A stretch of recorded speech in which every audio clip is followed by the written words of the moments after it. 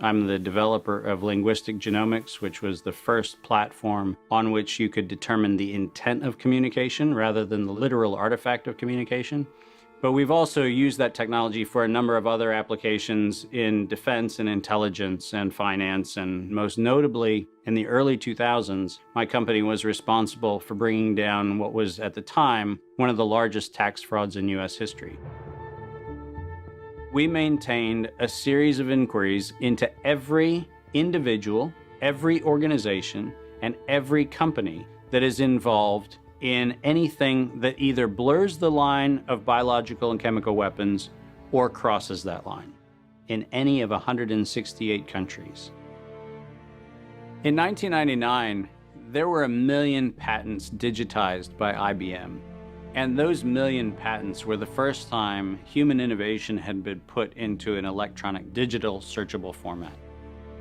We took that information and we did a very simple exercise using our linguistic genomics technology, where I made the horrific assessment that approximately 1/3 of all patents filed in the United States were functional forgeries, meaning that while they had linguistic variations, they actually covered the same subject matter.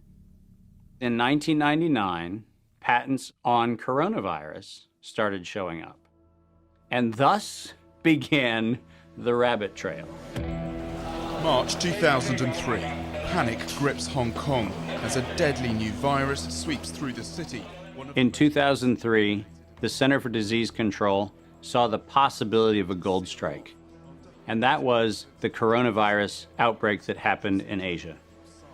They saw that a virus they knew could be easily manipulated was something that was very valuable, and in 2003, they sought to patent it. And they made sure that they controlled the proprietary rights to the disease, to the virus, and to its detection, and all of the measurement of it. We know that Anthony Fauci, that Ralph Baric, that the Center for Disease Control, and the laundry list of people who wanted to take credit for inventing coronavirus were at the hub of this story.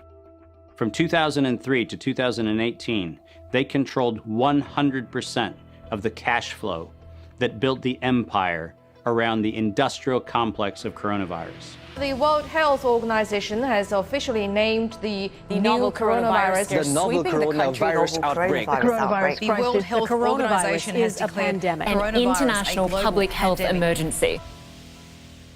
While we know that the coronavirus manipulation started with Dr. Ralph Baric in 1999. The major characteristics of SARS, MERS, and SARS coronavirus 2, it's a good way for you... Ralph Baric is the researcher at the University of North Carolina, Chapel Hill, who's famous for his chimeric coronavirus research. In 2002, there was a recognition that the coronavirus was seen as an exploitable mechanism for both good and ill.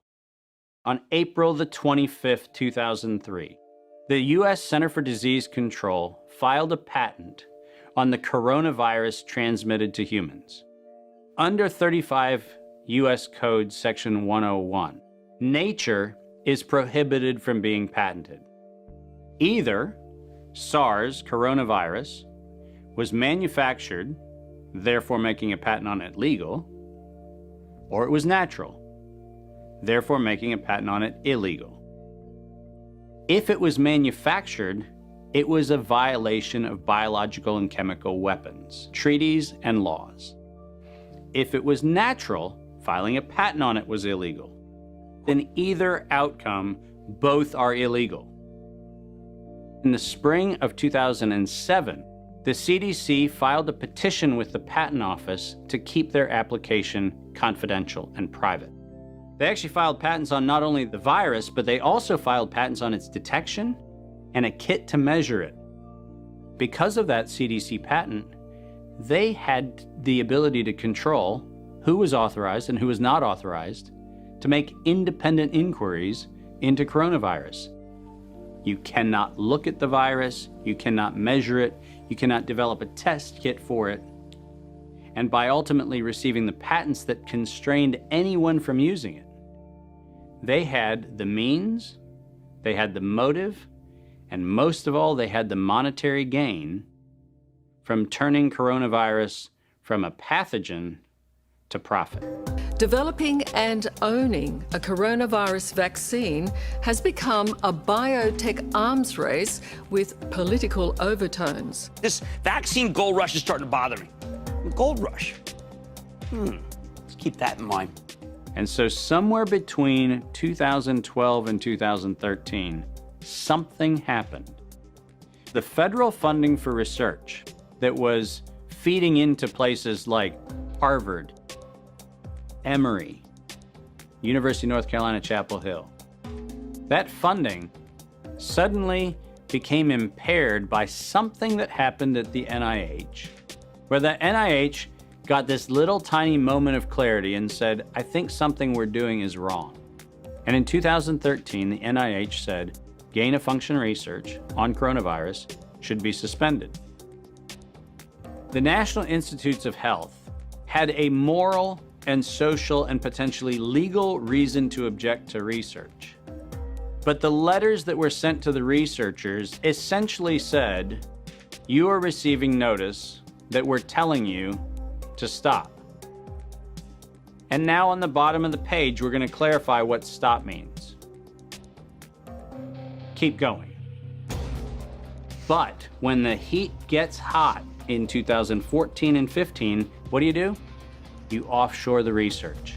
You fund the Wuhan Institute of Virology to do the stuff that sounds like it's getting a little edgy with respect to its morality and legality. But do you do it straight way? No. You run the money through a series of cover organizations to make it look like you're funding a U.S. operation, which then subcontracts with the Wuhan Institute of Virology. The U.S. could say, China did it. China could say, the U.S. did it. And the cool thing is, both of them are almost telling the truth.